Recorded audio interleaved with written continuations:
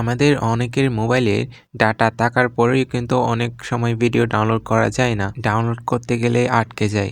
আপনারও যদি একই সমস্যা হয়ে থাকে তাহলে এই ভিডিওটা আপনার জন্যই। তো চলুন শুরু করি।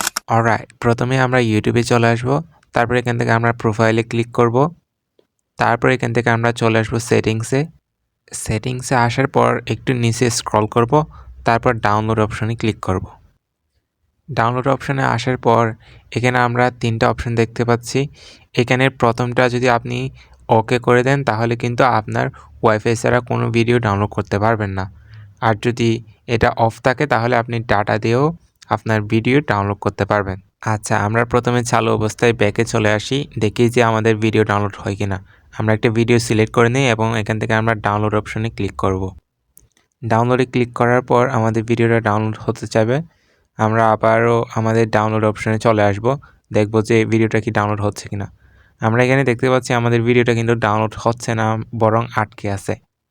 এই প্রবলেমটা যদি আপনার হয় তাহলে আপনি আবার সেটিংসে চলে আসবেন।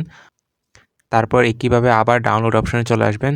এখান থেকে এসে আপনি ফার্স্ট অপশনটা অফ করে দিবেন। এখন আমরা দেখি ফার্স্ট অপশনটা অফ করে দিলে আমাদের ভিডিও ডাউনলোড হয় কিনা। অফ করে দেওয়ার পর আমরা ব্যাকে চলে আসি। দেখতেই পাচ্ছেন আমাদের ভিডিওটা কিন্তু ডাউনলোড হওয়া শুরু করেছে। আপনি চাইলে এভাবে আপনার প্রবলেমটা সলভ করে ফেলতে পারেন। সো এই ছিল আজকের ভিডিও। আপনি যদি এরকম ভিডিও আরও সামনে পেতে চান তাহলে আমাদের চ্যানেলটা সাবস্ক্রাইব করে রাখুন। দেখা হচ্ছে অন্য কোনো ভিডিওতে।